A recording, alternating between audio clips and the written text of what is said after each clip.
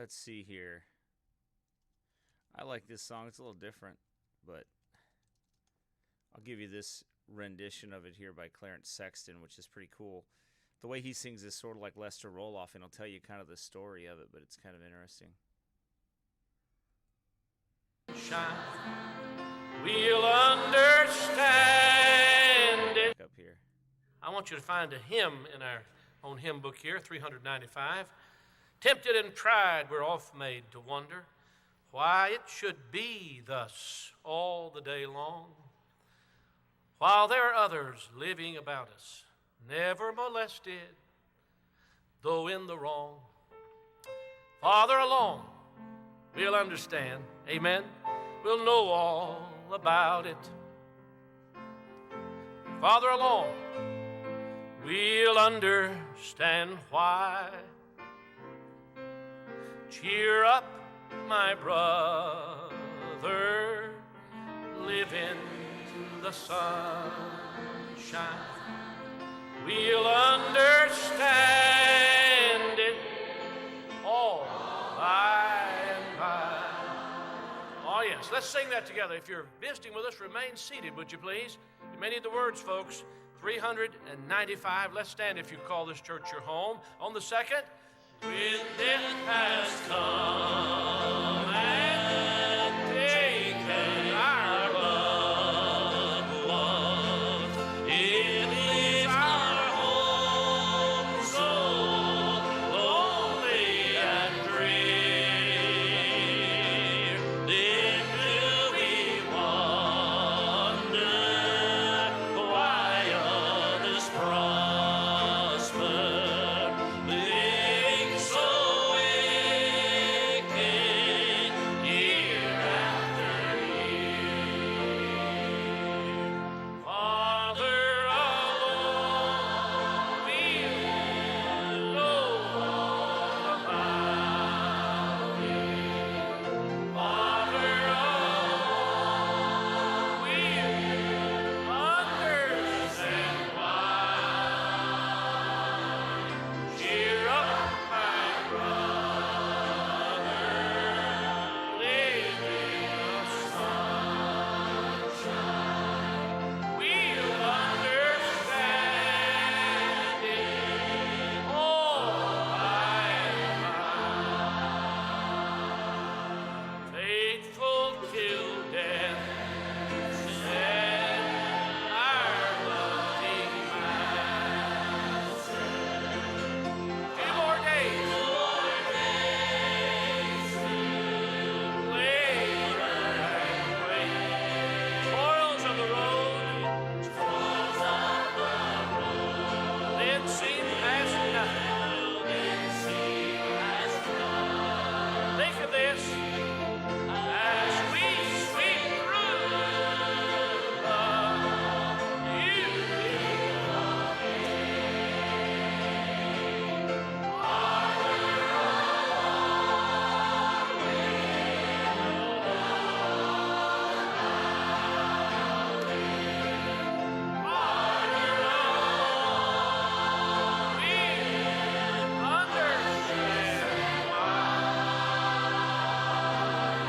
cheer up, my brother,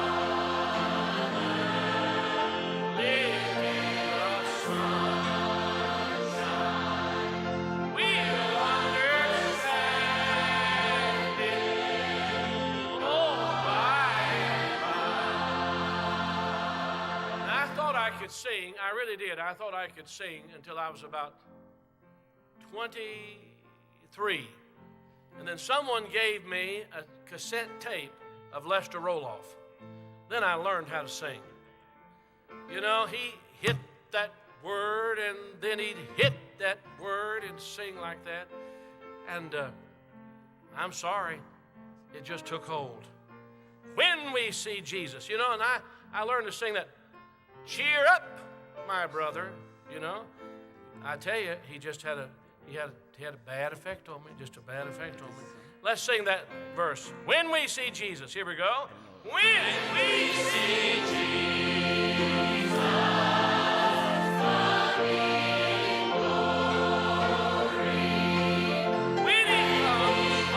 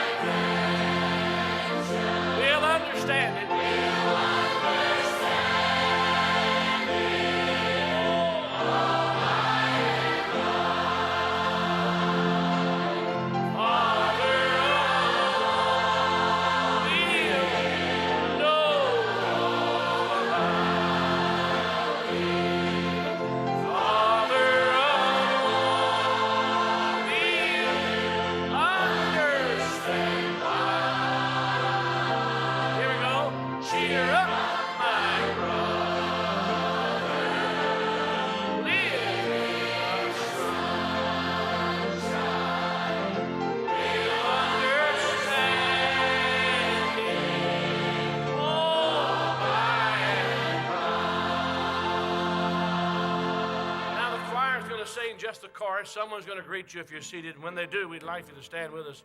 We're sure glad you're here. God bless you for coming our way. And so, choir, let's sing it. Farther along. Together. Farther along.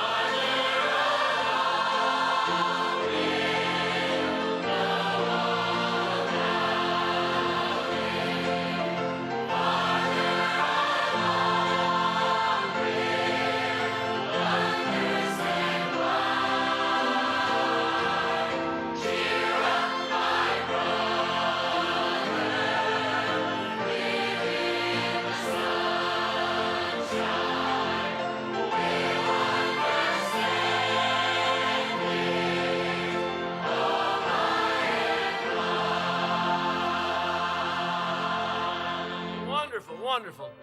While our men are coming, we'll sing it one more time. Glad to have all these friends who visited with us.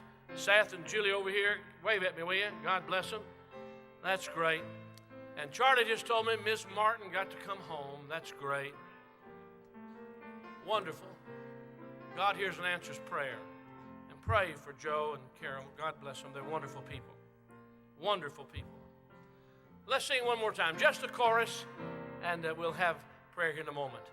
Father along, we'll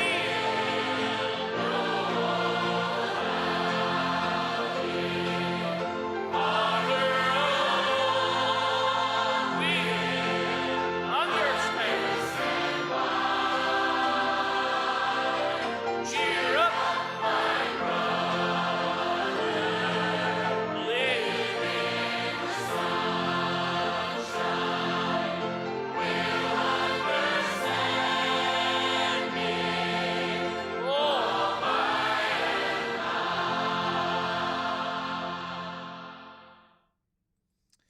Amen. We will understand it all by and by. You know, there's a lot of things that we don't understand in this life right now, but that's some good advice and a good song. Cheer up, my brother. Live in the sun. Amen. Live in the sunshine. Live in the Son of God and live in his brightness and glory, and try to focus on the promises of God. Don't try to trace the providences of God through his works, but trust God in his promises. Trace him through his promises and pray his promises and claim his promises. That's what we do as Christians. That's what we have to do in order to have the victory that we need to in this life. Can you all hear me okay? Am I loud enough? I don't look like I'm loud enough here, but maybe I am. Let's see. Am I loud enough? You think I am? Luke says I'm loud enough. All right. It just looked like it was down a little bit, and I get a little concerned because once people get on devices, I thought it was low. Okay, good. More gain. That's what Authorized Mike is going through his ghetto phase. I don't know. He lives in Texas. I didn't even think there was a gangsta Texas, but Authorized Mike is having a midlife crisis here, or an early life crisis. He's a young man, I think, but he's having an early life crisis of being a gangsta in Texas. So I didn't know there was some of those, but I guess there are.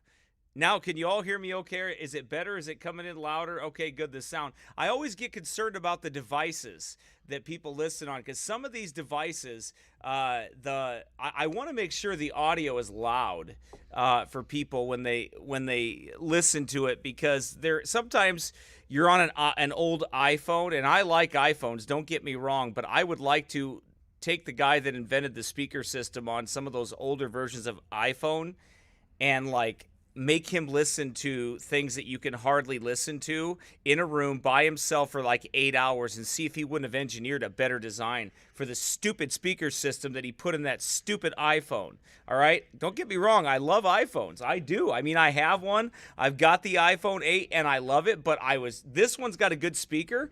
But let me tell you what, I went through some phases of iPhones where I was like, you can't hear anything on it. And if I have one complaint about it, now that I'm on this, I might as well continue on.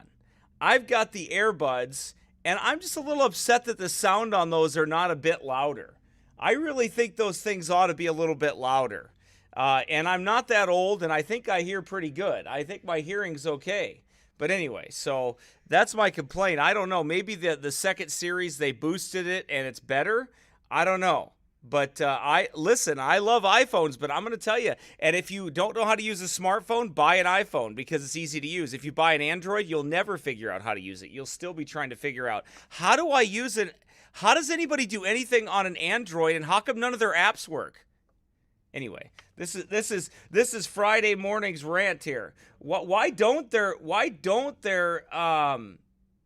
apps ever work? I remember when I had Androids back in the day before I bought my first, I think it was an iPhone 6 or an iPhone 5. I don't remember. But I'll tell you what, I had Androids and I bought the best ones and none of their apps ever worked. I was like, these things don't do anything.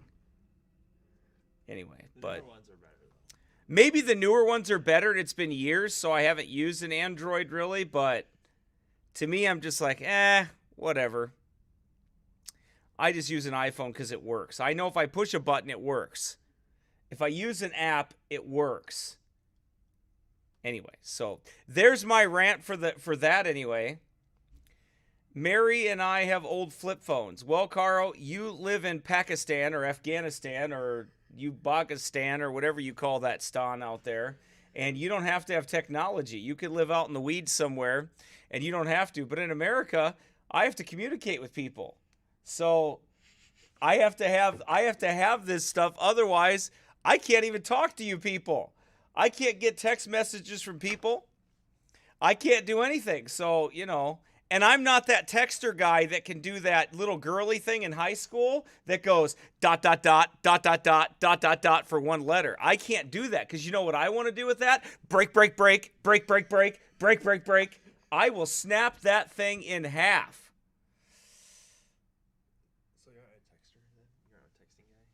I text with a keyboard, a real keyboard. And half the time I text from my Mac with people that have iPhones. Anyway. Let's see. Wow, with that Apple logo, I would have thought you'd be aware of the iPhone. Oh, here it is. You know what? Thank you for opening up an extremely fun rant for me.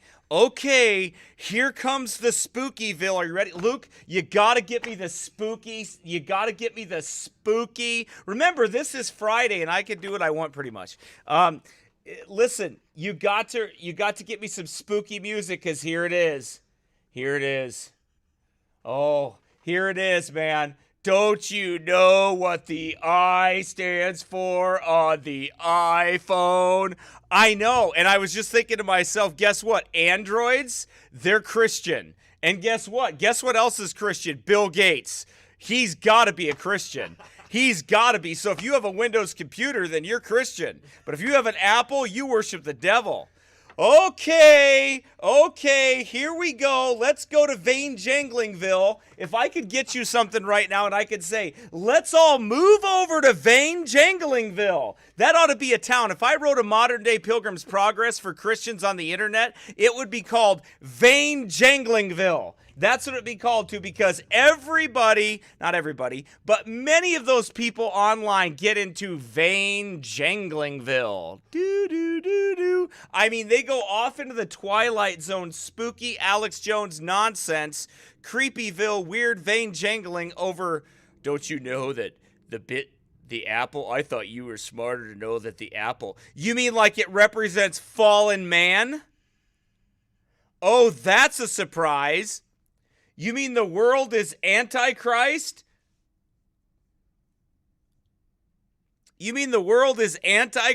Oh, I'm shocked. I thought they all loved Jesus.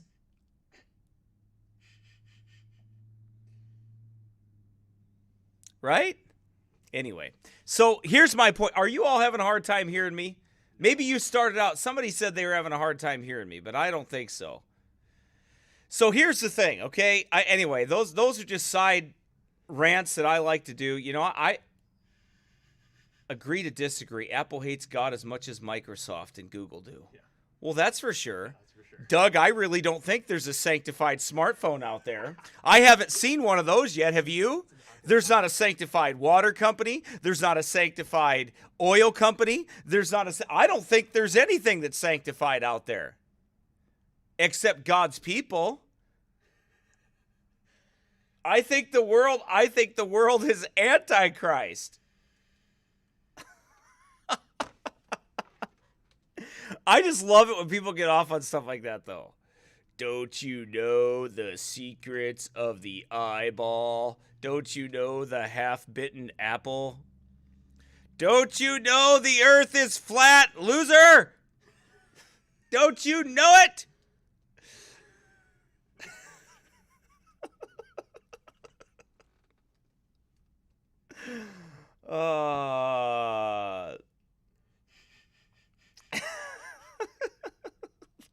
Listen, these rants are going to be saved and people are going to use them against me, but I really don't care. Yes, Luke is cracking up over here. Cracking them up one egg at a time. Anyway, so listen. That was my morning technology rant. In the world, but not of it. That's right. You still have to use some projects. I almost said projects. Products, unless you're going into the woods. And even if you go into the woods, you better take something with you. Right?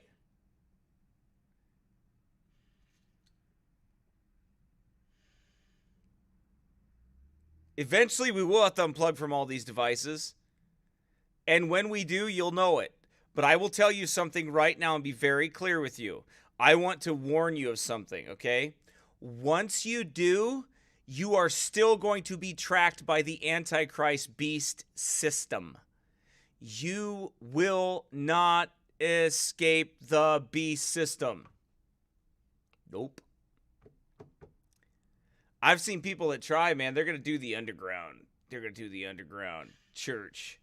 They're going to go underground. They're going off-grid. Yeah, right. There ain't no off-grid with the Antichrist. They're spirits. They're beasts. They smell blood. They know where they're at. Right? They're beast. I wasn't going to really talk about the vein jangling thing because I want to save that for a broadcast. I want to talk about vein jangling. But paper maps I prefer way better. I'd prefer them too, Andre, if I could read them. But I can't read them, so I let Siri read them for me. Hey, Siri. Oops, I should have done that. I summoned Siri. You rang? Summoned Siri. I would like her to respond to me, you rang. That would be cool if I could program that to her to do that. People keep calling me from weird numbers. What is going on here? Anyway, so tomorrow, Thomas Havis, YouTube listener, will be with me all day, with us all day as we go off and we preach and we tract and we do all that fun stuff. Pray for our printer. It's printing in psychedelic colors. It's printing in weird 3D looking colors as we try to make Halloween tracks. So we can't use color. We have to use black and white tracks, so we're probably going to go buy some orange paper today. But just pray for us that we get that equipment working right, because we're trying to print 3,000 tracks for tomorrow. And nevertheless, it has been a challenge to try to do that. Because last year we handed out, I think it was like 2,500 tracks at that event. And then we have to, the next thing we have to do is preach at the Gopher football game outside of it. Oh my, will they all be happy with us. Now if they lose, they're going to trample us. Remember how mad they got last time? Were you there, Luke? You weren't there? Luke wasn't there, but I'll tell you something right now. Man, were they mad. They came storming out of that place. And no, I did not have the opposing team's colors on. I just was standing there. We were all preaching, and one of my guys got kicked in the stones. Another guy, Garrett. Those rabid lesbians came out and started beating him up. That lady was crazy, man. Anyway, I think that was that event. And then I think the banners got tore down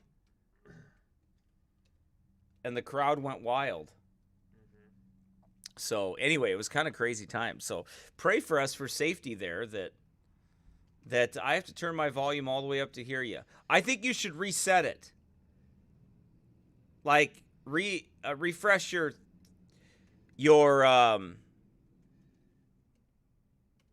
refresh everything there, because I think it should be fine. Because this is where the mic's coming in at, right? We got this on full blast. Yeah, everything's good. Yeah, we got it. Maybe you're just hard of hearing. Maybe you're getting old. That's what happens to me. Well, I'm getting old anyway. I'm going to be 43 in a week. Oh, man, a week from tomorrow, I'm going to be 43. November 9th? November 2nd. Oh. Oh, man.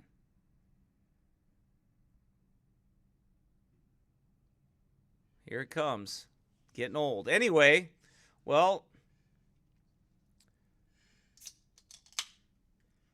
enough of 25 minutes of me ranting on you. Actually, that was like, we did do 2 songs that were like 10 minutes long, so. But anyway, like I said, it's Friday, so I like to have fun on Fridays and kind of make everybody else mad. Not really. I don't try to make people mad. It just happens naturally for me. If I say something, then somebody's going to get mad at me. It's pretty much how it goes on a daily basis.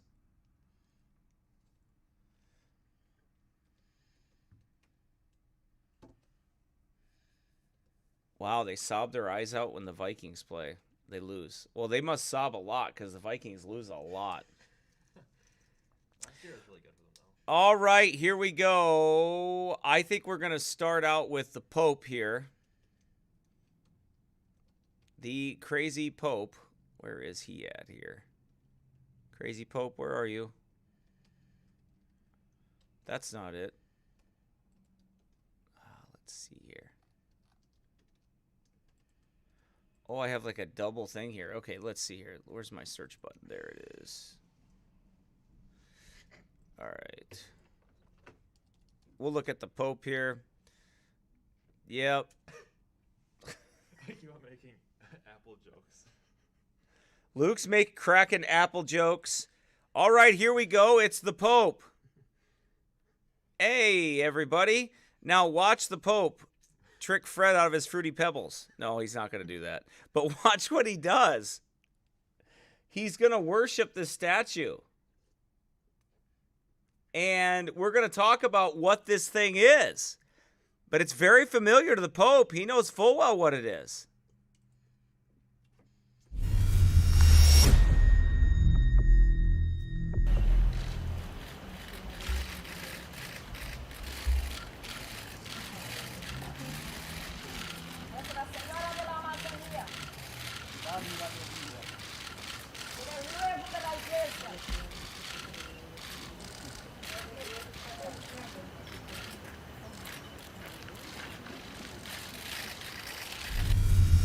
Yeah, that was weird.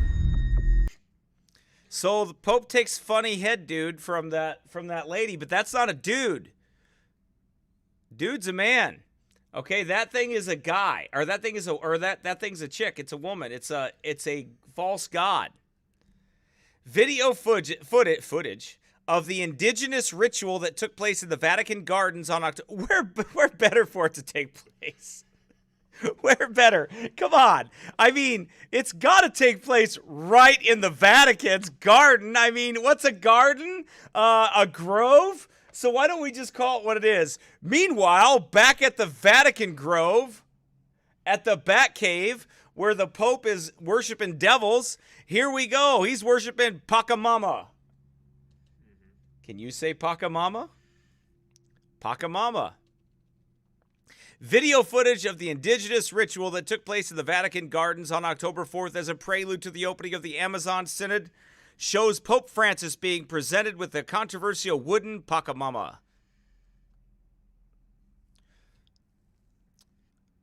So in other words, you could call it a statue of your mama. The Pope's mama. Your mama. Okay. If there's anybody that has a mama complex, it's definitely the Pope. Okay? The footage shows an indigenous woman approaching Pope Francis with the wooden statue. They bow to each other. She then blesses herself. The Pope then imitates her and blesses himself. Everybody's blessing themselves. She reaches for his hand and shakes it. The Pope then appears to reach out and touch the statue before proceeding to bless it. Oh, he blesses the statue. Well, what are you blessing there, Francis? Francis, what are you blessing? Oh, Francis is... He didn't want to say what it was. See, Francis, and the official Vatican response was, be quiet. But let me show you from a simple Wikipedia article. Let me show you what Francis is blessing here. Francis is blessing his mama. Okay, his mama goddess.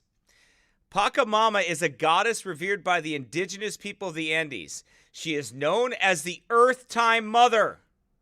Okay, so let's back up. You know how the Pope worships the earth? You know how the Pope, he wants to, like, preserve the environment. He wants to, like, he worships Mother Earth and all that good stuff. Bad stuff, I guess I should say. You know that? Like, the Pope, how he's, like, into, like, the environment. And we gotta save the environment type stuff. In Inca mythology, Pachamama is a fertility goddess. Oh, there you go. With all false religions, you have to have the perverted sexual religion along with idol worship. Is it not the same in Deuteronomy chapter 18? Does it not warn those people, warn the Israelites not to get into those things? And what does it liken it to? Homosexuality, fornication, bestiality, pedophilia. All those things are accompanied with worshiping false spirits or false gods or goddesses. Romans chapter 1 says they worship and serve the creature more than the Creator, who is God blessed forever. Amen. Right? So, Pachamama is a fertility goddess who presides over planting and harvesting, embodies the mountains, and causes earthquakes. She is also an ever-present and independent deity who has her own self-sufficient and creative power to sustain life on this earth. Sounds like a feminist to me. Yeah, it sounds like the Shekinah. Remember that guy's weird video? No. Brother Nathan? No. That guy over in Russia. I haven't seen that guy's videos forever. Boy, is he a nut. Her shrines are hollowed rocks on bowls of legendary trees, and her artists envision her as an adult female bearing harvests of potatoes and cocoa leaves. Well, that's nice. Everybody likes cocoa leaves. Right? The 4 cosmological Quechua principles. You could turn the air on. It's hot in here, man. Water, earth, sun, moon. Oh. Claim Pachamama as their prime origin. Priests sacrifice llamas. Llamas? Guinea pigs? Well, nobody wants those around anyway. And elaborate miniature burned garments to her. Pachamama is the mother of the Inti, the sun god, and Mama Killa, the moon goddess. Mama Killa? That sounds like a rapster's idol. Yo, that's Mama Killa. That's her name. Mama Killa. I swear there's a lot of rap songs that say, I'm a killer. So that must be their god, the Mama Killa. Pachamama is said to also be the wife of Inti, her son. Well, that's just creepy. But remember, that's all. Isn't it interesting that all of those things, like Tammuz, that's right, it's the same story told over and over again. But isn't it interesting that when God laid down these laws, he said, don't do this. When thou art, Leviticus chapter 18, when thou art come into the land, which the Lord thy God giveth thee, thou shalt not learn to do after the abomination of those nations. There shall not be found among you anyone that maketh his son or his daughter to pass through the fire, that's to Moloch, or that useth divination, or an observer of times, or an enchanter, or a witch, or a charmer, or a consulter with familiar spirits, or a wizard, or a necromancer. For all that do these things are an abomination of the Lord, and because of these abominations, the Lord thy God drive them out from before thee. Doth drive them out. For all these nations which thou shalt possess hearkened unto observers of times. But as for thee, the Lord thy God hath not suffered thee to do so. So God says don't do that. And when you move on to the chapters down the way, you learn about the different things that God hated, the different gods and the different duties that they had, the civilities that they had, and all those things.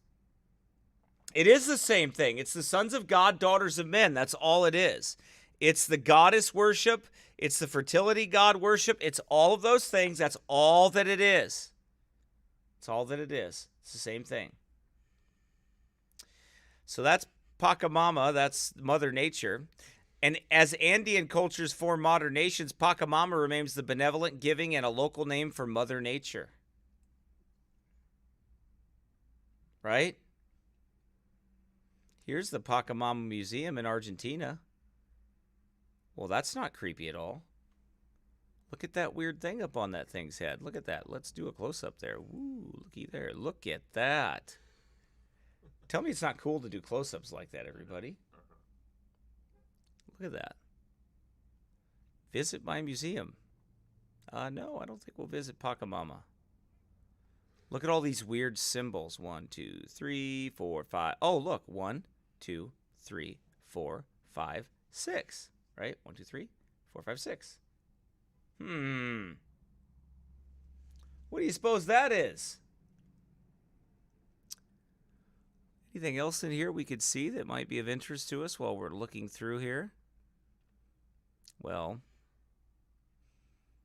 boy,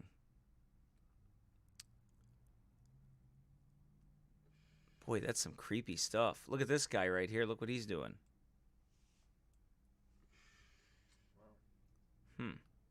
Interesting. So, you have all the tribal art and all the weird stuff that's going on there. But that's the museum for Pachamama. Pachamama has her own museum.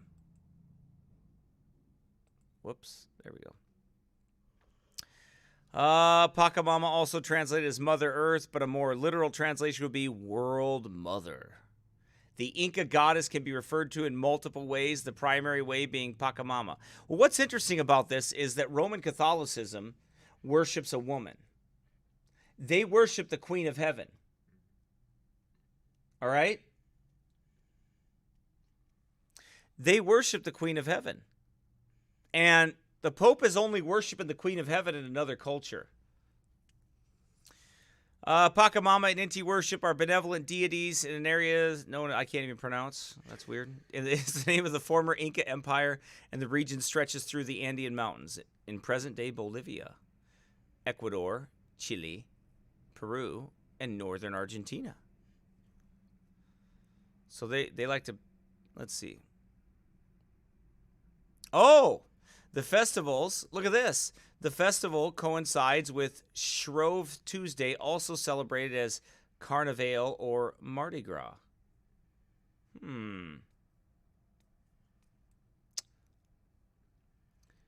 Well, let's see if there's any other fun facts here before we move on. So, the Pope's a witch. I mean, that's basically how you sum that up. The Pope is a witch.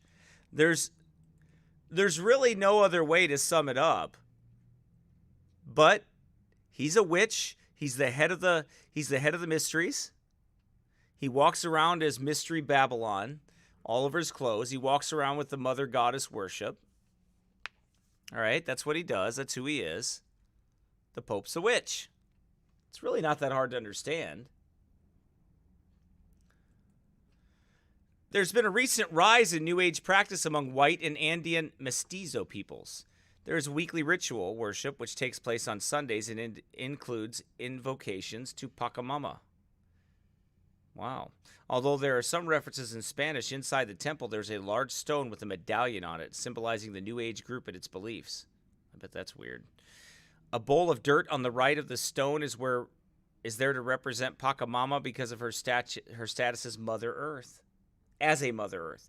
Many rituals related to Pachamama are practiced in conjunction with those of Christianity. Well, of course. To the point that many families are simultaneously Christian and Pachamamalists. No, they're not. They might be Catholic. But they are not Christian. Pachamama is sometimes synchronized as the Virgin of Candelaria. Well, let's look at this. You ready for Creepville? Here we go. Time to get creepy. Look at that thing. So the Virgin, here is the goddess Pachamama, alias Roman Catholics' Queen of Heaven, and a bastardized version of Mary. And this is supposed to be baby Jesus. But who is that with the crown on his head and the scepter in his hand? Who is that but none other than Tammuz? None other than Tammuz. How could it be anything else? See that? See the crown? By the way, Jesus never took a crown when he came as a baby, did he? He took on the suffering of man. And he died on the cross for sinners. His crown will be when he comes back again. But not here. Not in this time, anyway. So this is the Virgin. This is the Virgin of Candelaria, or Our Lady of Candelaria. Celebrates the Virgin Mary on the island of Tenerife, one of the Canary Islands. The center of worship is located in the city of Candelaria. She is depicted as a Black Madonna. The Royal Basilica Marian Shrine of Our Lady of Candelaria. Considered the main church dedicated to the Virgin Mary in the Canary Islands, and she is the patron saint of the Canary Islands. Oh, I'm sure she is. She is also patroness of the Western Visayas region, enshrined in Jaro Cathedral, the national shrine of Our Lady. Well, you don't say. According to legendary recorded by Alonso de Espinosa, the statue of Virgin Mary bearing a child in one hand and a green candle in the other was discovered on the beach of Chimisay by two Guanche goatherds in 1392. This was before the Castilian conquest of the island. One of the shepherds tried to throw a stone at the statue, but his arms became paralyzed. Sure. The other tried to stab the statue with a knife, but ended up stabbing himself.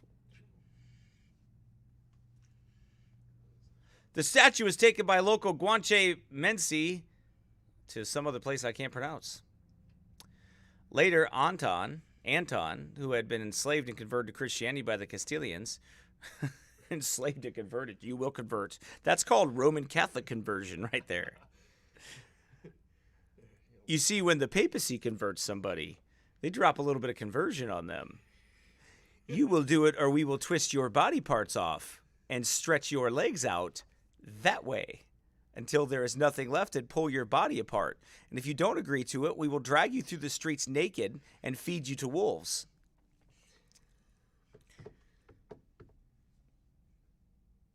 That's Roman Catholicism. That's the papacy. That's not the Roman Catholic people. The average day Roman Catholic people, kindest people you'll ever meet. They really are. They really are. But that's the papacy.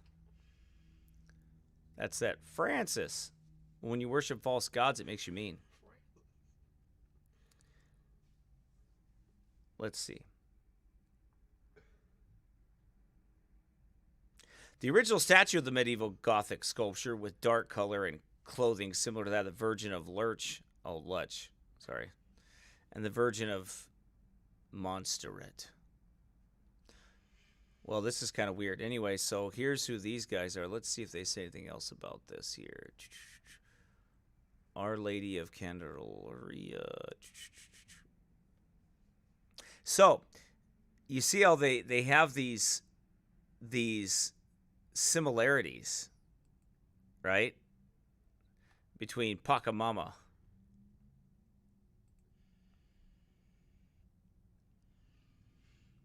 Look at this.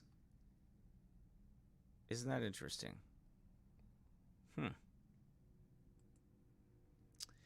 Earth, life, harvest, farming crops.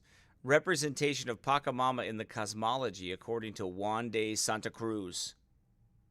After picture in the Sun Temple. Oh, let's look at that. So this was in the Sun Temple. Looking at the top. 1, 2, 3, 4, 5. There's the sun.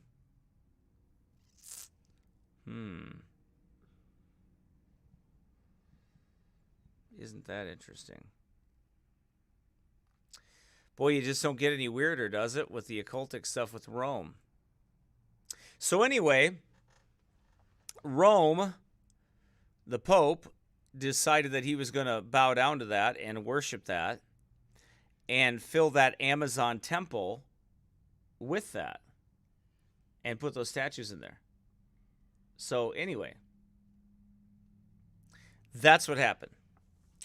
That's what the Pope's been up to. Worshiping false gods, of course. You ever want to know what the Pope's up to? You just trace his paganism and you'll find it. He's everywhere. It's interesting. In South America, Catholicism is heavily mixed with paganism. Well, South America, yeah, it's heavily mixed with paganism all over it. Yep, absolutely. So it's All the gods are worshipped there like that. Okay. Moving on to more perversion in society.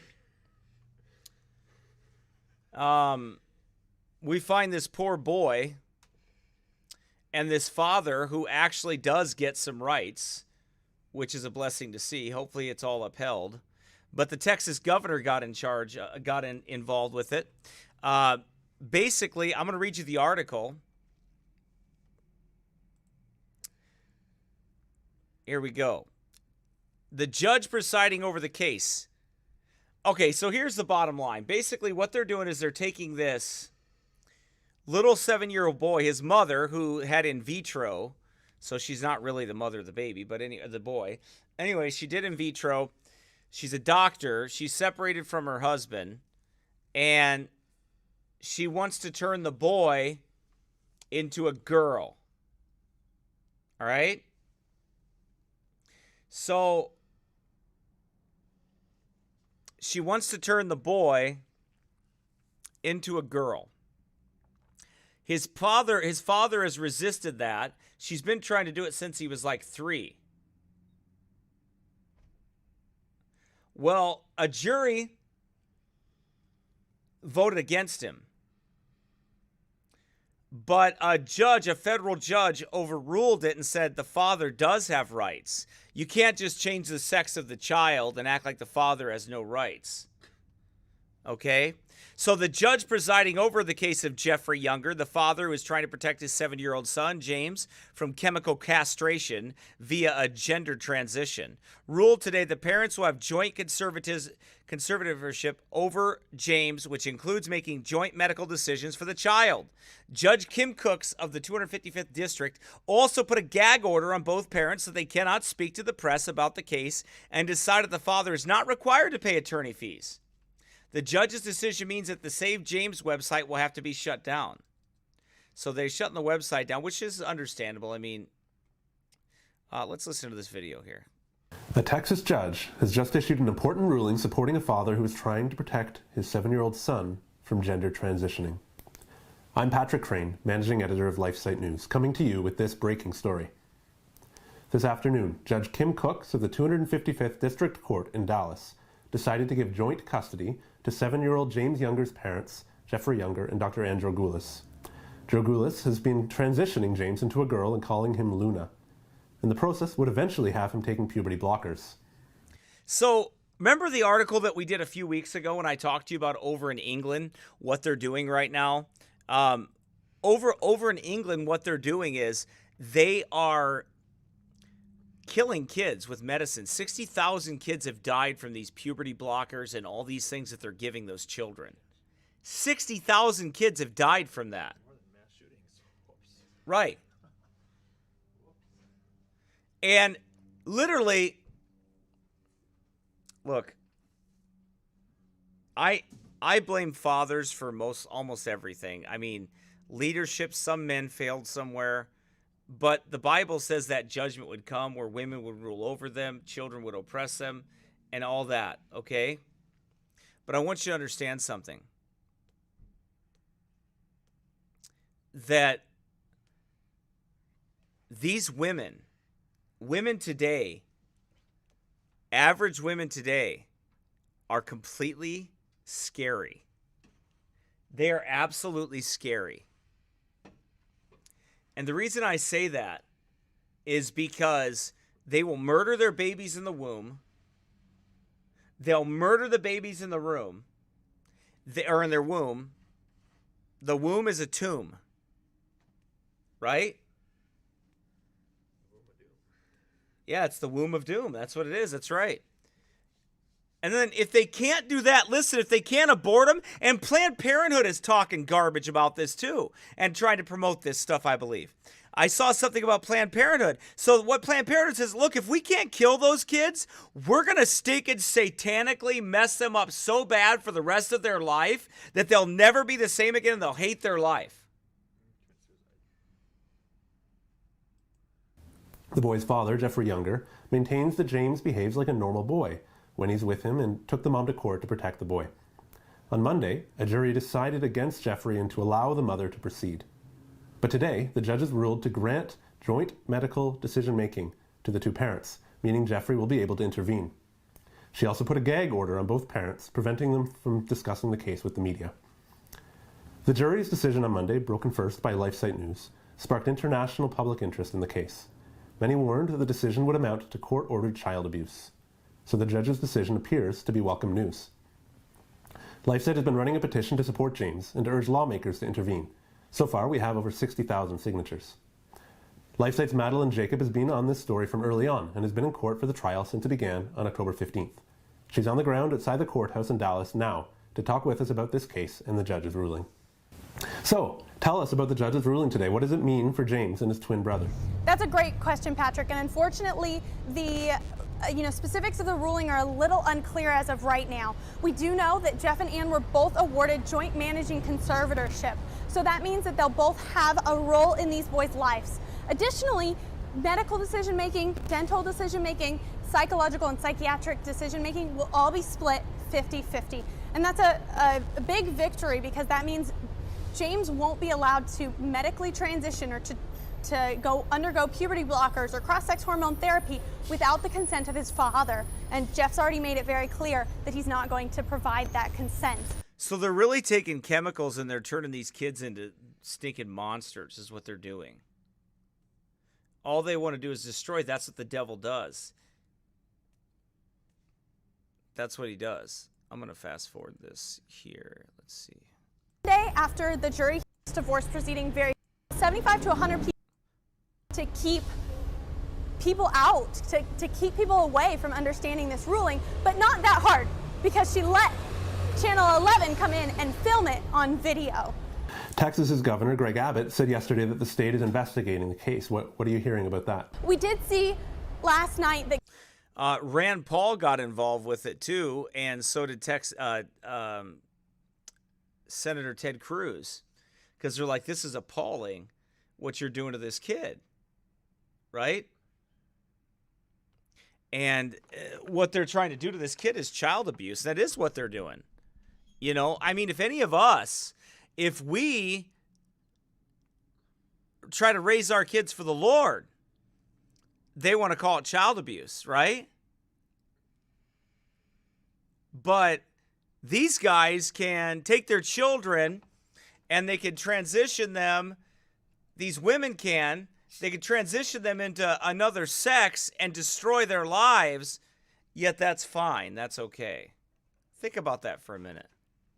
You know, think about the impact of that. And you can't say it's my body, my choice. Right. You can't use that argument. Right.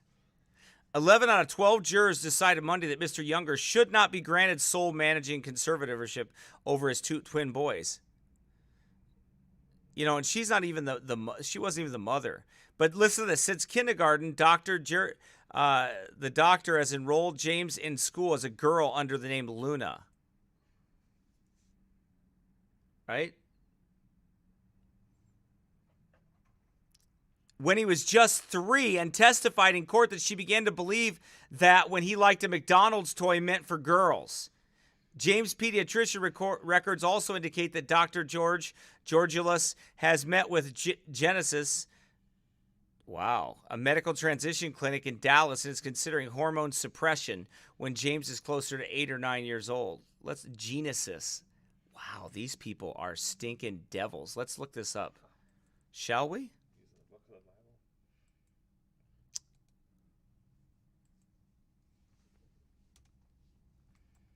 Let me transition this.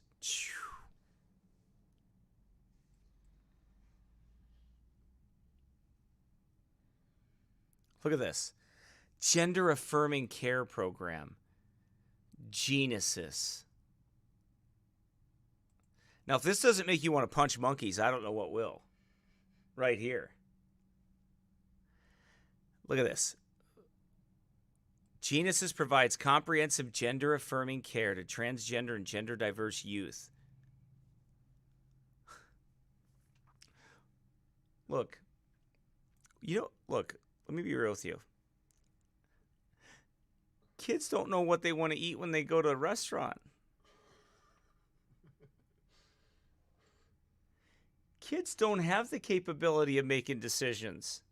That's why they're kids, and you have to make their decisions for them. You have to make their decisions for them. Have you ever went to a candy store with a kid? They take an hour and a half.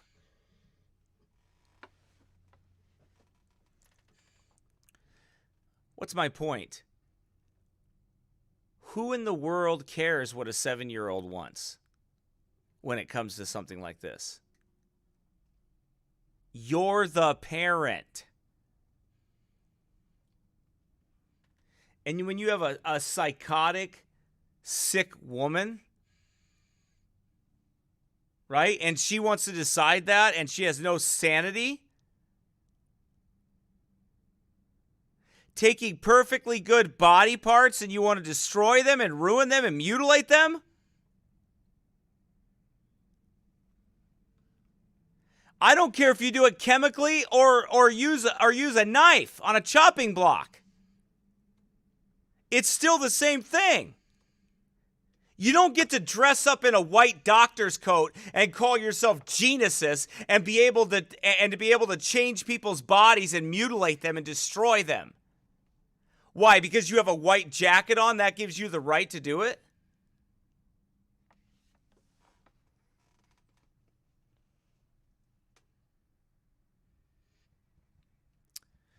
Genesis provides comprehensive gender-affirming care.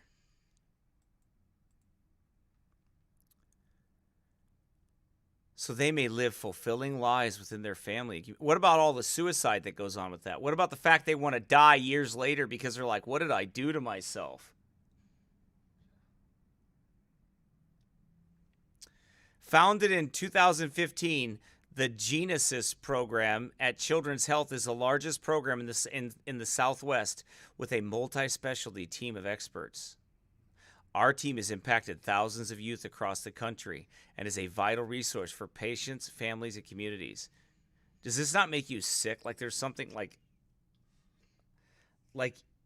you can feel the witchcraft. Like you can feel the evil on it. Like you can feel the evil. I'm just reading it and I can like feel the evil. You know what I mean? I can feel it. We support youth of all genders, all gender expression and identities. Well, there's only 2 genders, so what do you, I mean, it's just like, what, your doctors, what are you, like, insane? Do you have fairies in your brain or something? I mean, what's wrong with you? Like, why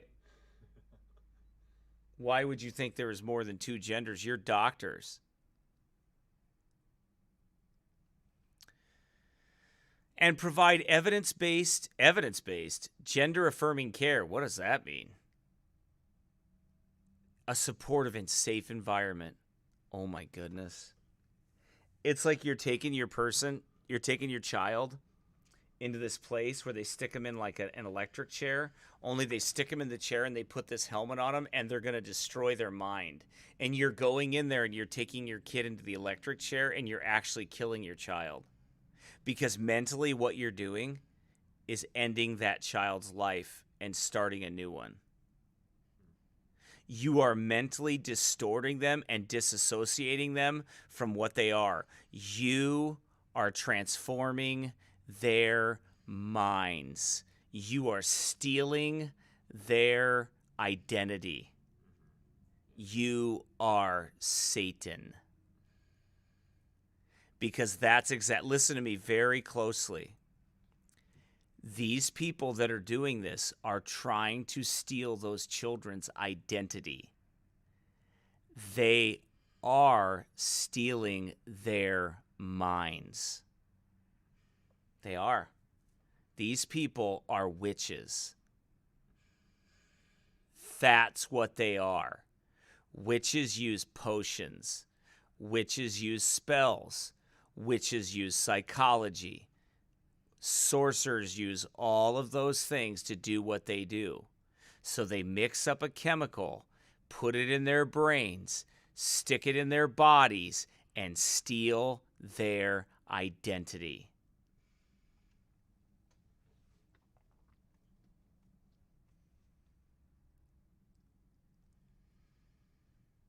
That's what Satan came for, to steal and to kill. But Jesus came that you might have life and that you might have it more abundantly. Gender identity is unique for every child. No, it's not. I mean, you're either a boy or you're a girl. That's how it works. I mean, it doesn't work any other way. You're either a boy or you're a girl, but there isn't anything else in between. Our care is individualized and developed through collaboration with patients and families. Collaboration. You sound like a YouTube video. Like the kid's like a project. We're all collaborating together, and we're like making devils. We're collaborating. It's our collaboration. I can't believe anybody let those people touch their children. What are they doing? They're giving their children to the fire. I don't think you realize what's going on here with this. You got to go deeper than the surface here. They are wiping their identity out. Do you understand that? Like, that ought to be illegal. They're wiping their identity out, their children, and they're getting them at a young age. What does the Bible say? Train up a child in the way he should go, and when he is old, he will not depart from it. So Satan knows that principle too. So what are they doing? They're taking them young, and they're destroying their identity. Look, let me ask you a question. How is this any different than satanic ritual abuse? You tell me how it's any different than satanic ritual abuse. I don't want to get into that argument, but what I'm saying, into the description of that, but I want you to think about it. How is it any different than satanic ritual abuse? Because that's what it is. It's satanic ritual abuse.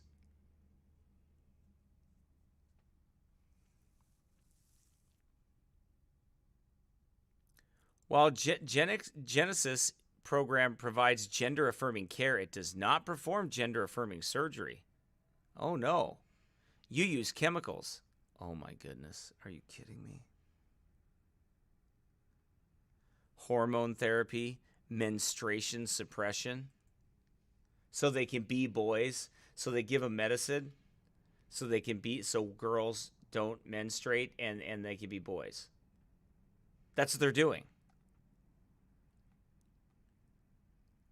And they call it children's health with a stinking red balloon on the page. Look at this. Children's health. Oh my goodness. This is so wicked. This is not health. This is not health, and these people are demons. These people are possessed. They are absolutely possessed.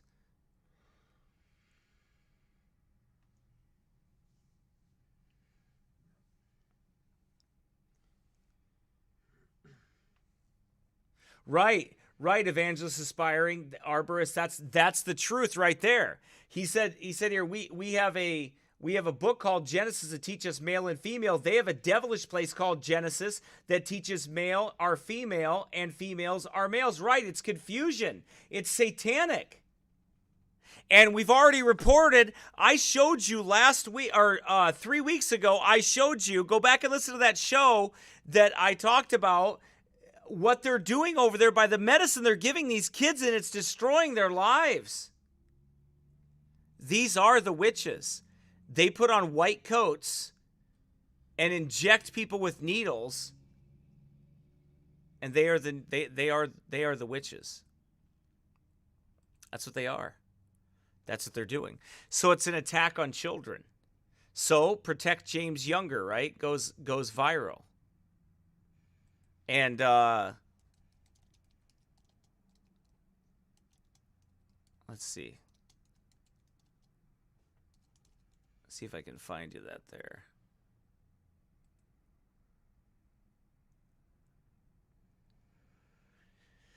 This is child abuse. Senator Rand Paul weighs in on James Younger. As Twitchy reported Tuesday, a Texas jury has ruled against a father who's trying to keep his 7-year-old. On Wednesday, a video of a 3-year-old James started circulating on social media showing the child explaining to his father what mommy does, putting him in dresses, buying him hair clips, and painting his nails. I'm a girl, he continually tells his father. Look at this. Look what Rand Paul said. We don't let kids drink alcohol till 21. People want to move smoking to age 21. But we will allow a 7-year-old to have his life and body altered like this? This is child abuse, and the state should side with the father who's trying to protect the child. Ron Paul? Or Rand Paul. Oh, Rand. Do you see this? It is. It's child abuse. Let's see if that video, if they show, oh, they might have taken, here it is. They might still. You're a boy, right? No, I'm a girl. Who told you you were a girl? Mommy, When did she tell you you were a girl? 'cause I love girls. Oh, I see. So mommy told you you were a girl? Uh-huh. Does mommy do anything else like with a girl with you? Mm-hmm. Like what? Like dresses. What does she do? She do put them on me. She puts dresses on you? Oh, wow. And what else does she do? She buys my headbands Uh-huh. and she get me hair clips, Oh, hair clips? Okay. What else? some microphones, What else? like a skeleton. Does she do anything with your fingers? Yeah. What? She paints my nails. Why does she do that? 'Cause I don't like nail polish. Oh. So mommy puts you in a dress and puts nail polish on you? And what does mommy tell you? She tells me I'm a girl. Oh, okay. Do you think you're a girl? Uh-huh. You do? Is that why you wear this, so that you can have long hair? Okay. Oh. It makes me sick. Do you see? Do you see what the woman... She's a witch. That's what she's doing. She's manipulating that boy and trying to turn him into a girl. Because she probably wanted a girl and didn't have a girl. And she had two boys, twin boys. So that's what she did.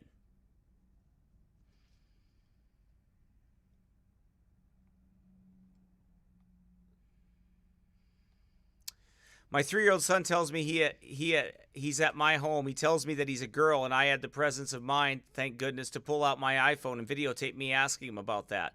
And that was literally the first time I really understood what was happening to my son, Younger said. Oh, my goodness, I would be so... Oh, man. That was the first time I noticed that he was just past his 3rd birthday. 3 years old!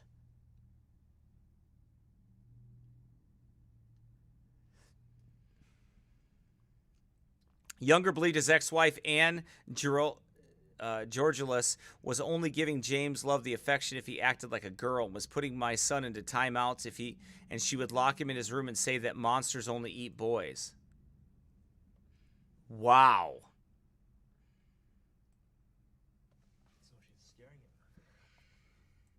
So that's what she was using. Fear tactics.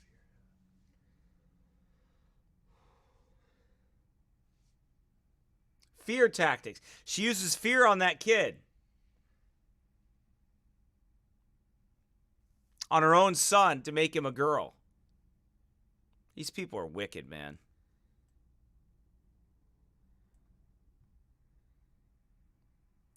So the Texas governor said, whoa, I didn't know that was there. Stinking perverts. There. Then it doesn't show any article at all. Bunch of pervs. Huh? If you scroll down, maybe there's more. No. This is a bunch of perverts, man. I hate news companies nowadays, man. You can't look at anything. They're a bunch of stinking perverts. Somebody needs to get... I need to figure out the right blockers on there where you can actually read an article. Okay. Anyway. It is another level of messed up. It's wicked. It's vile is what it is. So Rand Paul and others obviously are like, no, you can't do that. You can't... I mean, it's child abuse to take a child like that and do that. Well... Look at this lady. Wait, let me see this. Oh, that's another one we're going to talk about. Woman renounces transgender lifestyle after turning to Christ. A woman who lived as a man for 11 years. Let me switch over here for you so you can see that. A woman who lived as a man for 11 years has spoken about how she came to accept her biological sex after first accepting Christ. Kathy Grace Duncan professed faith in Christ in her 20s and eventually renounced her trans lifestyle. She says she now wants to help people in similar situations understand who God created them to be. From a young age, Kathy Grace believed that she had been born in the wrong body. At the age of 19, she felt her only option was to transition to a man. She started calling herself Keith. She took male hormones and underwent surgery. However, after being invited to a youth group, Kathy professed faith in Christ. She initially continued to live as a man, her church unaware of her true identity. But after eventually being challenged by her church, she admitted that she was a woman living as a man. She realized that she needed to be a woman that God created her to be. She had medical treatment to reverse some of the earlier changes. It is now 26 years since she stopped living as a man. The process to undo the damage from male hormones took years. She now says, I really want to help others to understand who they are. Not who they might falsely believe they are, but who they are truly, as God created them to be.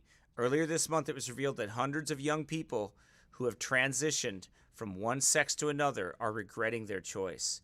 Charlie Evans was born female, but lived as if she were a man for nearly a decade before accepting her true sex and detransitioning last year. After going public, she was contacted by hundreds of young adults who similarly doubt their decision to change sex, but are in need of support networks to help them. What a mess. What a absolute mess.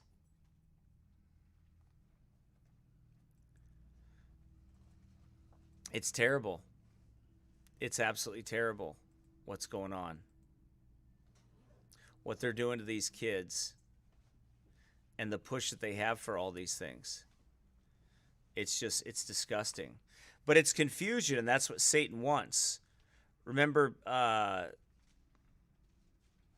we talked about, I think it was last week. Remember Peter 2.0? What was his name again? Oops.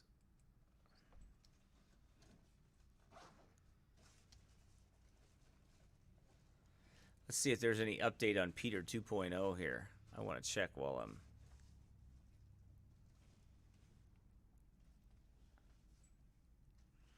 Well, it doesn't look like... Let's see if he's on Twitter, if he says anything new. This was October 9th. This is my last post as Peter 1.0. Tomorrow I trade my voice for potentially decades of life to be complete the final medical procedure of my transitioning to full cyborg. The month I was told statistically I would be dead. I'm not dying, I'm transforming. Oh, how I love science. Wow.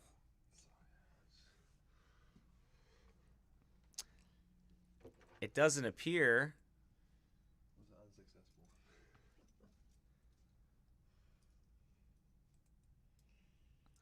Let's see. It doesn't appear that there's an update. Let me see if there is one on his website. Let's see. I'm just curious if there's an update on Peter 2.0. This is part of the transformation.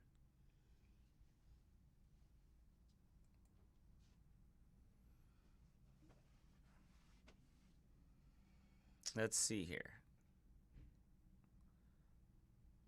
Well, he doesn't have an update yet, so I don't see an update on Twitter, so maybe he died. Maybe Satan tricked him and he died. What do you think? Think that's possible? I think so. Or what comes out after that is going to be a devil. Yeah.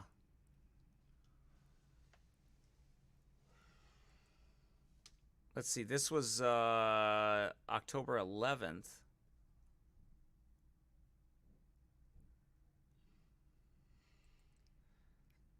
I'm just looking to see if there's anything added.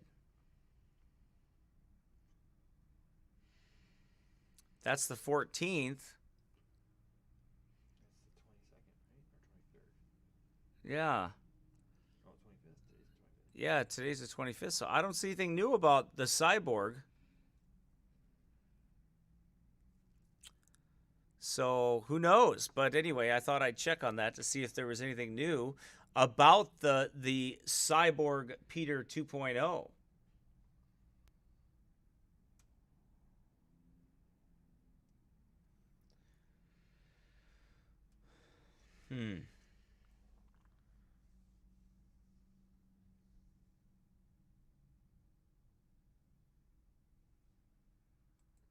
Let's see here. Okay. All right. So let's go to the next story that I want to talk about. Another attack on children here. Here's drag queens who want access to your children linked to Satanism and occult practices. So remember when we showed you that the Bible shows us that there's a link between these false god worship, right? The false worship that is there. And then there's a link between that and there's a link between the sexual rituals and the satanic order and everything like that. Well, and I think LifeSite News is Catholic, so I'm not really a promoter of them, but it's just an article that's there. So, men who dress as women love Halloween, and not just for the costume opportunities.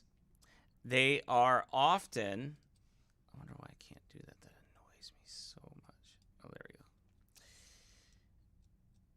They are often keenly attuned to the dark spirits of the season and willing to do those spirits' bizarre, depraved bidding.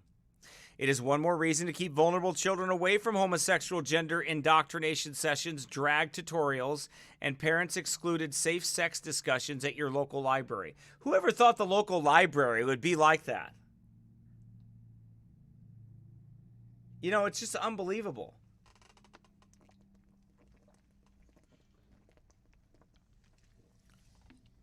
The library is such a good resource for any records that you need.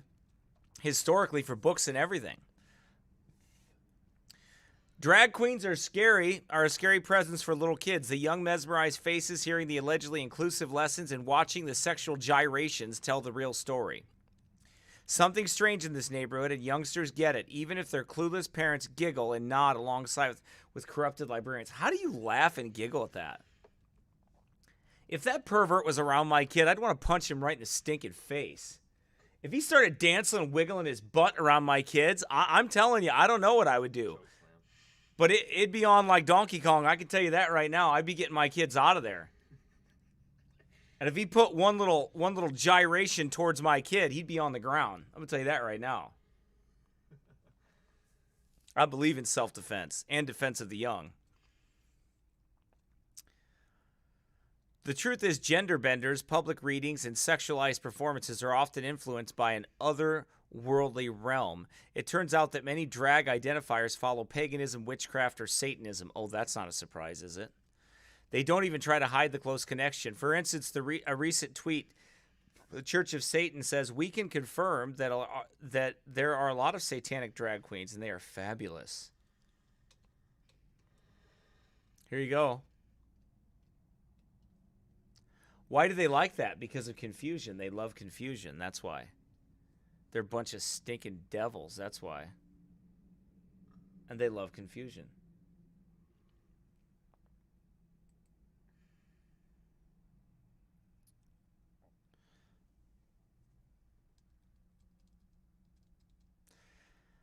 And the San Francisco-based Satanic Temple is made up of mostly of LGBTQ identifiers. Yeah, they all look queer. I mean, they look gayer than AIDS. I've met all those guys. I had them come down and in Minneapolis, I had them all oppose me when I was preaching outside of different areas and things like that. They're so not scary.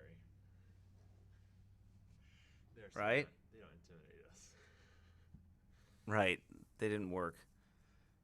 And then this crazy big guy came from parts unknown. Like Andre the Giant. Yeah. The Undertaker. Yeah. He came from like parts unknown, and he came out of nowhere, and he was just like dun dun dun, and he came this dude, I mean, it's almost he looked like Hillbilly Jim. This guy did. And the Satanic Temple was like there was a bunch of witches there. They were all like controlling this guy. And anyway, so here come this big dude, and I mean, he was big. And it was like, he came out, and he had a stinking, was it an axe? What did that guy have in his hand? Hammer. Oh, he had a hammer like Thor. He was like a Hillbilly Jim / Thor, and he pulls his hammer out, and he comes down, ho, like Hacksaw Jim Duggan. I mean, that's what it was like. It was crazy. I'm like, you can't even make this up. And he was coming for me, and my dad got in an argument with him and was trying to hold him back and everything. And Dad's like, I'm not afraid of you, big boy. Hulk Hogan. So Dad gets right in his face, and they do like the WrestleMania twirl, right? This guy's huge, man. The guy was huge, and Dad's like headbutting him right in his. Dad's like got his head right in his face. Oh man. Anyway. You can't make it up, can you, Luke? It was all real. You can't make it up. It really happened. I'll tell you what, if I ever write a book someday, there's going to be a lot of people afraid, but that's all I got to say about that. Anyway.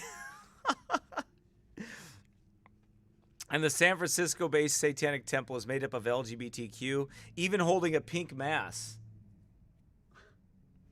That's not gay. A movie made about the group is called Hail Satan, where the leaders say they'll fight Christian conservatives to the death. What are you going to do, scratch them with your nails? Are they serious about following Satan? Who knows? Who cares? And it's true, they're not. They're not really Satanists, but they're all being used by Satan. The real Satanists don't promote themselves. Right. They're just being used by Satan. A drag devil partnership is popping up everywhere. There are reports of Austin, which is the weirdest place in the world. Keep Austin weird. There are reports of Austin, Texas area drag followers engaging in occult rituals, including black masses in public parks to hex 2 city council members. Well, that shouldn't surprise you at all, should it? To hex 2 city council members, courageous people who publicly objected to the perverted story hours. But you can go ahead, man, go ahead. Send your whole stinking gay army. All right? I will preach the devil out of you. Send your stinking gay army with your drag garbage, and I will take 15 of my guys, and we will preach the gospel and the law, and we will preach that to you right outside of your gay convention. Don't just sing it, bring it. That's what I got to say, because I have no problem with preaching against your stinking, wicked, devilish garbage from the pit of hell. I ain't no politician. I don't need to get elected. All right. And a church in Chula Vista was vandalized in September with satanic symbols. Some of the members had spoken out against local drag queen events. Anna Bohawk, the 500 Mom Strong leader, wrote about this movement. Long gone are the caricatures of drag queens as clownishly quaint entertainment for a subgroup of sexually isolated fetish followers. Nowadays, they want, nay, they demand that you openly declare your support for their desires, which is focused like a laser beam on your children. See, they go after kids. They go after kids.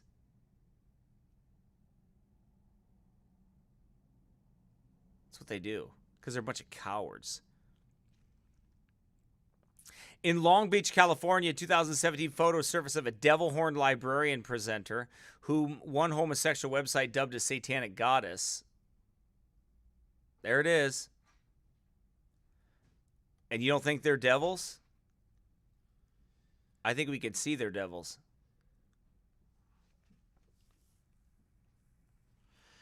One quickly dismissed as a joke. One has to ask, so what? Does any discerning parent want someone to read books to their children? But okay, let's just be real. I'm putting me in the wide shot. All right. Now listen. First of all, clowns are creepy enough, and I don't know any kid that wants a clown to read them books. So then, when you got a satanic dude dressed like a chick that is like a pervert that wants to read that's doing lap dances and gyrating their hips and acting like they're at a strip club, who puts that together with reading books to children? I'll tell you who. Perverts. That's who. Devil-possessed perverts.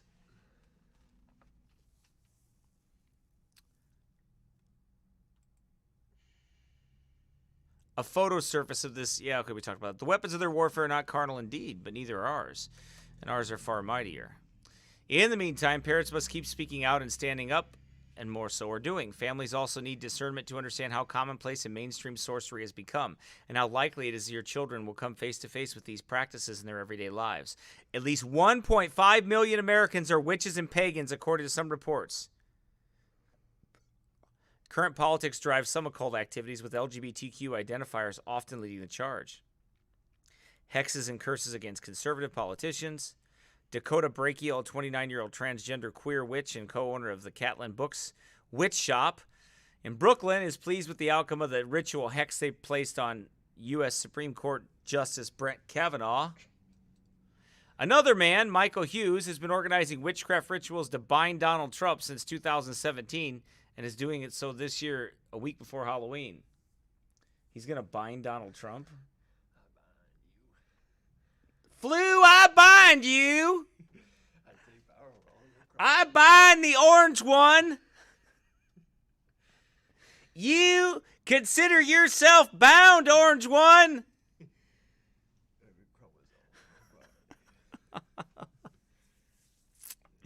Oh, so isn't it interesting that witches are trying to bind people and it sounds like charismatics? Flu, I bind you. There's nothing better than a southern lady saying that, by the way. Don't get mad at me if you're from down south. You should laugh. I make fun of northerners all the time. But it is funny because if you have the accent, you could say anything and make it sound great. Like if a boring white guy from up north says, "Flu, I bind you," it sounds like nothing. But when you say it like this, "Flu, I bind you," when you say it like that, it just has some umph to it. Binding the orange one is the goal here. So those who claim that Halloween is just about candy and costumes need to think again. It's shaping as a significant force and not in a positive direction. Yep. Anyway, but apparently there's a new venue of child propaganda, college campuses. Michigan State University recently held a drag event for little children. Oh my goodness.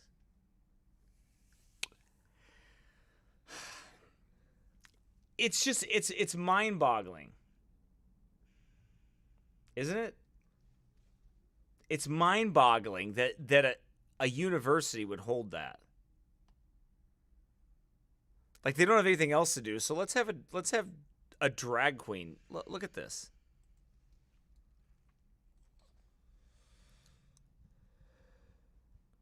Read and dance to kids. Look. Why? Monette tells children everybody says boo to guns. Boo. Well, Monette's gay. So they actually used drag queens celebrating National Come Out Day in an MSU dorm with few student attendees. On the Friday, October 11th, in McDonald Hall, drag queens ACO Aviance and Kaj Monet read stories to mostly children and parents. Like, what parents decided that they would get up in the morning? You know, we don't have nothing to do today. I think we'll head to the library and have drag queens read books to us. Like, who does that? Whose day is like that? What sane person's day starts out like that? You know, instead of going to a park, I think I'll take my kids to a drag show. Who does that?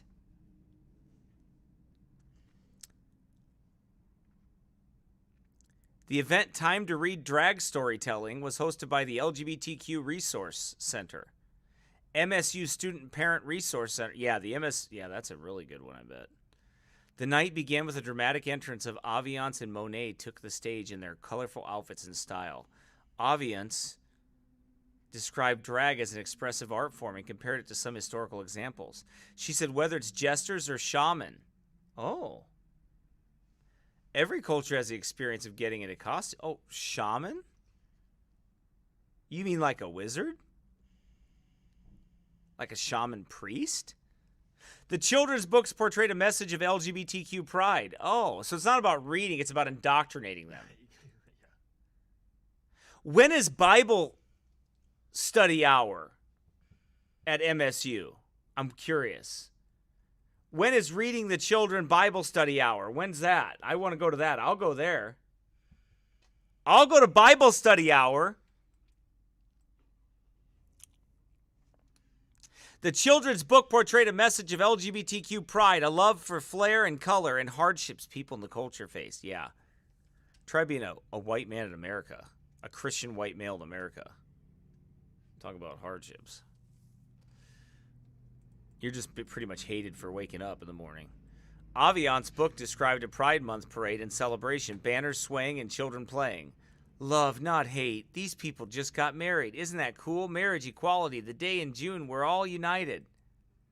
Man, it just sounds so gay. Story tells of a boy named Gilbert from Kansas who overcomes a gray and dull life. When he refuses to use a firearm in the military, Monet tells the children, "Everybody say boo to guns, boo!"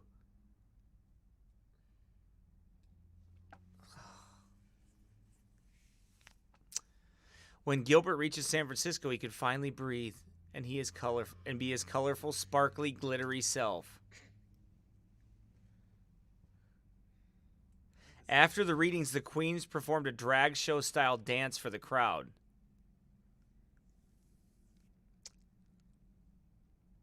You know that drag shows are in strip clubs, right? They're in like gay bars and strip clubs, but no, now they're in public libraries.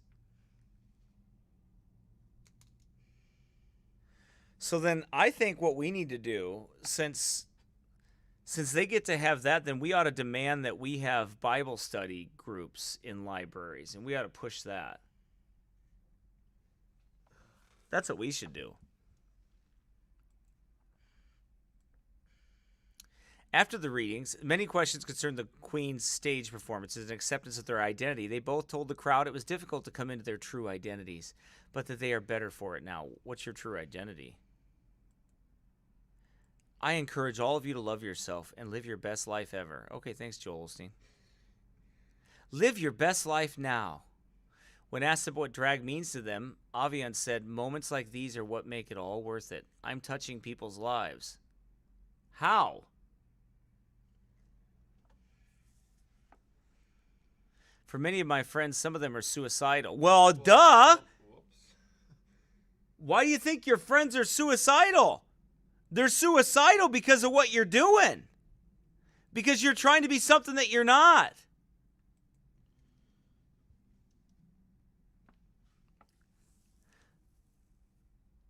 So why is this allowed in a publicly funded institution?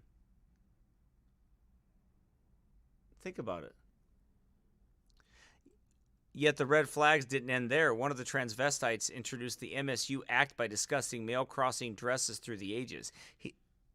A shaman is essentially a witch doctor. We talked about that. Why should people care? It's a matter of keeping our children away from spiritual and sexual risk. Predatory adults have some very noticeable traits. They manipulate situations where they can be close to children. They have few or no boundaries, sexual, social, or spiritual. Drag queens insist on close contact with other people's children and instantly dismiss parental or taxpayer concerns. Should we trust these people? Absolutely not. Right? And they should be outraged. Let's see. Oops.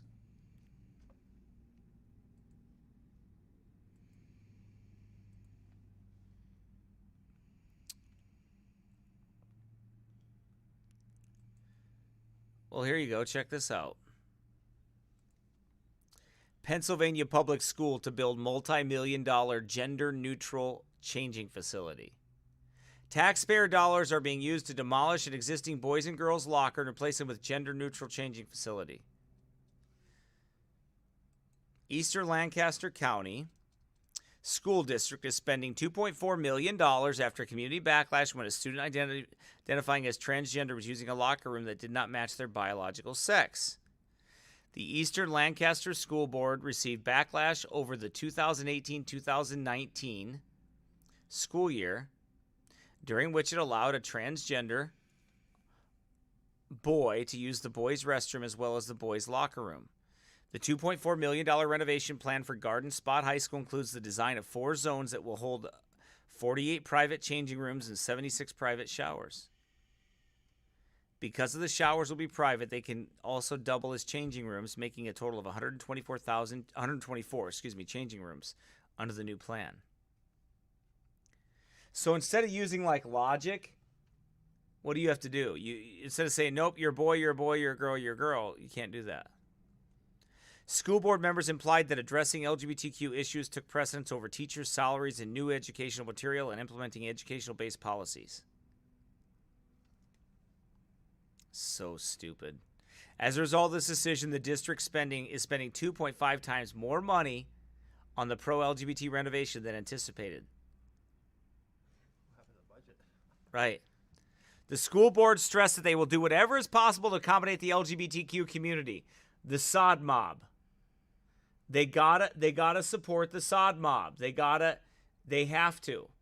So, in other words, basically, you know, they're gonna do whatever they have to make those people happy. Because these are indoctrination centers.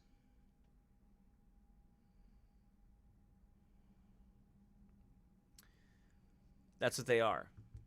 They're indoctrination centers. So, that's real life, friend. That's what's going on in our world today. I'm glad to see that some of these transgenders are turning from that, though. There's quite a few. There are. There's a list of them that are starting to turn from them. Speak out. Wow. New news here today. Son of Grammy-winning rapper Toby Mac found dead. Truett Foster McKean, the oldest son of Christian rapper Toby Mac, died Wednesday in Nashville, a representative confirmed.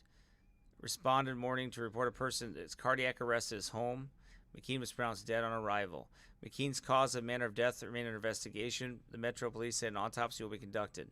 Toby Mac, known as Kevin Michael, in the statement, Toby Mac said his son had joy that took the room when he entered it. He was a magnetic son and brother and friend. If you met him, you knew him. You remembered his smile, his smile, his laugh, the encouragement he offered with words or even without. He had untamable grand personality and dreams to match. I don't know what happened to him. It's kind of weird for somebody that young to have cardiac arrest, to be honest with you. But who knows? I don't know if it's drugs or not, but you know, but there it is. And sad to hear somebody else died. I know Toby Mac's music is... I bet she doesn't feel it in his heart, feel it in his soul. Yeah, Toby Mac's music is terrible. It's terrible. It's not biblical music at all. You know. Anyway, so bad stuff. But, well, let's see here. I'm pretty much done with what I have, so I can look and see if anybody has any questions or anything over here. If you have any, then we could talk about that. Anything.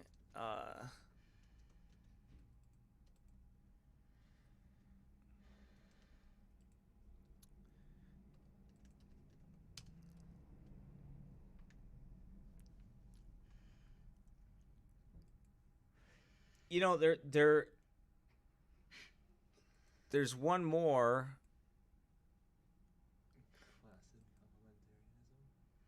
Let's see, where was that? I don't know what I did with that, but there was another one.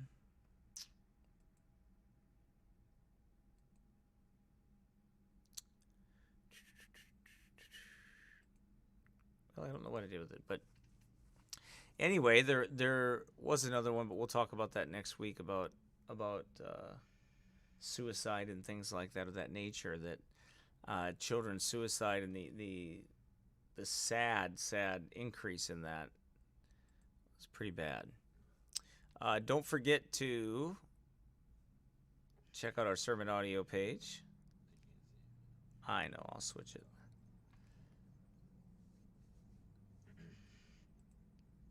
This was the latest broadcast that we did. I think Luke's going to put some sermons on here today. We got to update a bunch of sermons. I just put a couple of them on there. But they got to be updated there. But check out there for the archives if you want sermons upon sermons upon sermons. There are plenty of them there. I think there's like, I don't know, 1,000, 1,400. There's a lot of sermons. 1,400 sermons. So a lot to listen to. There's series you can listen to as well. Let's see if I can find that button there. Here we go. tons of a lot of them are in series format. So if you're looking for more sermons, these are broadcast, keep in mind. Somebody said something to me, well, it's hard to listen to these. And so, well, these are broadcast. So they, High Capacity Shovel asks a question. Is it true that you don't put your Sunday services on YouTube anymore? That is correct. I do not. Oh, Sunday live. We don't. I don't put them live. We put them on later. We put them on later, but I don't do live services. But all of the sermons are accessible after the service. Yep. I quit doing services live. I just don't like it.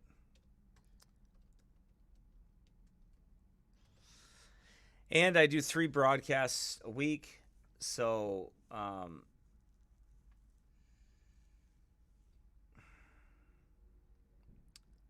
yeah, let's see. Yeah, I do 3 broadcasts a week, so I kind of think that's enough as far as live stuff goes. But let's see. Here's all the different ones. Marriage, OPBC, online stuff, broadcast. This is a big series. Practical Biblical Warfare. Yeah.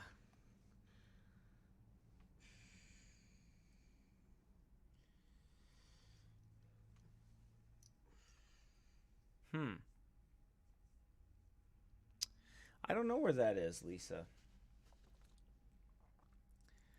Lisa said, I can't find the one about Harlot Rome where you have visuals of their chariots. I don't know where that is either.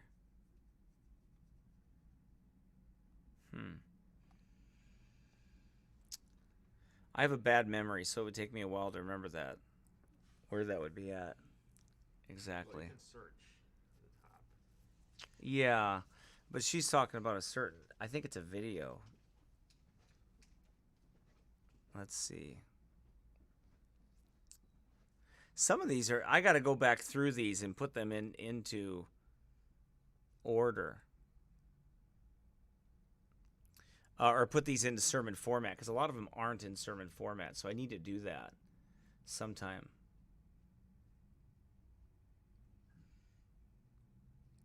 I really do. I just haven't done that. This is another good one for your home. Timeless Truths for the Home. Go back and listen to some of those. I think they would be a help to you. That was a good series on the home. I have these 5-minute devotions. I did 188 of them, it looks like. I might have done more. I thought I did 200, but maybe I didn't.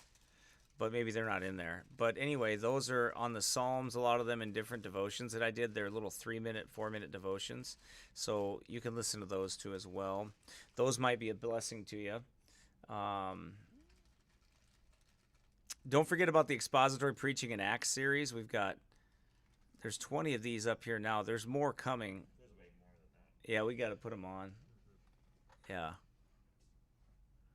But we got to update a bunch of sermons and get that kind of going there, which we will do. I've got some back projects that I need to get on there too that I have not put on there yet. But I will soon. There's some projects that we want to do that I need to get on there, but I haven't got them ready yet. So I got to do it. I've got to go back and look through there's some work that Luke has to do with pictures and a few other things, some PowerPoints and all that kind of stuff. So, wow, I can't believe we've had 12 of those broadcasts on charismatic history. Probably more than that.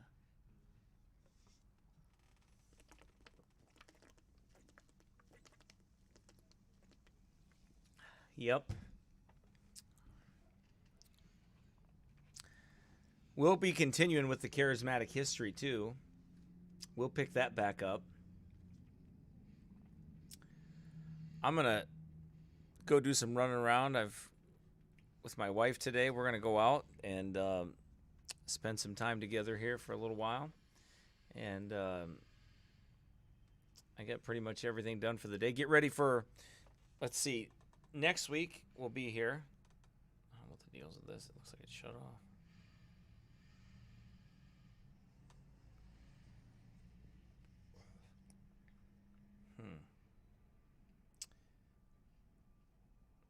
Whatever that is. We will be leaving not next week, but it'll be the week after that. So I will probably do a broadcast that Wednesday.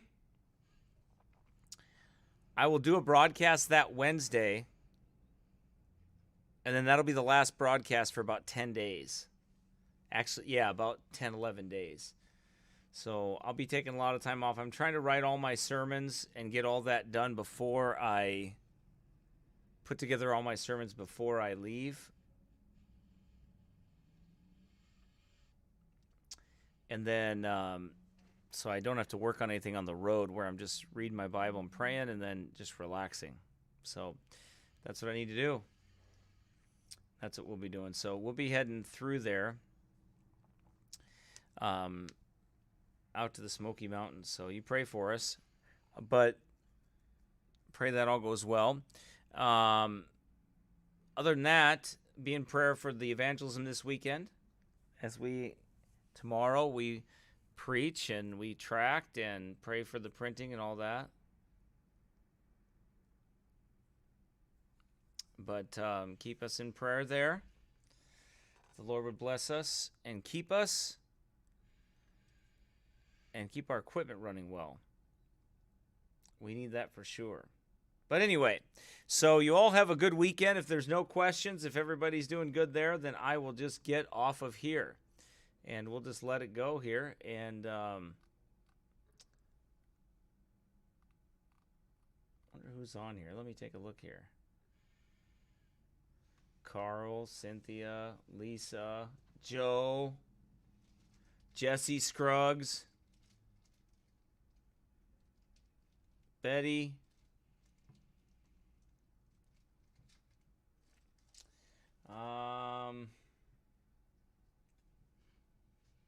Janine, Tracy, Howard, Allison. Who is high capacity? Shovel.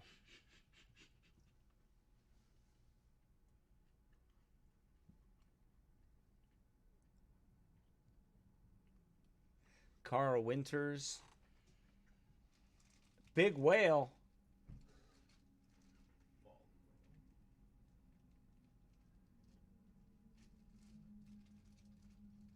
Cindy Cullen.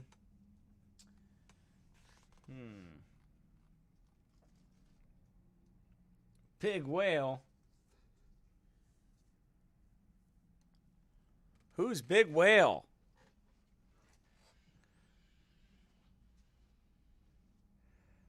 Oh, PowerPoint for Israel star video. Luke has to put that together when he has time. For that Star of Rib fan. When he gets some time, he'll put that together. But it takes a while to get all those done. Let's see.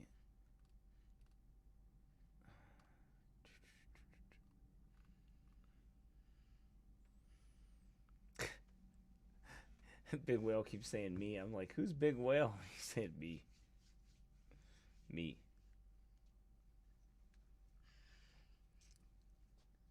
Well, praise the Lord. Well, we will talk to you all then next week. Have a good weekend. Did you ever have a rapper alias Big Whale? Are you talking about me?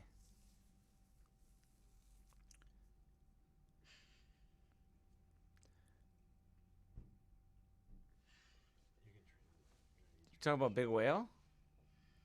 Yeah. All right, everybody. We'll see.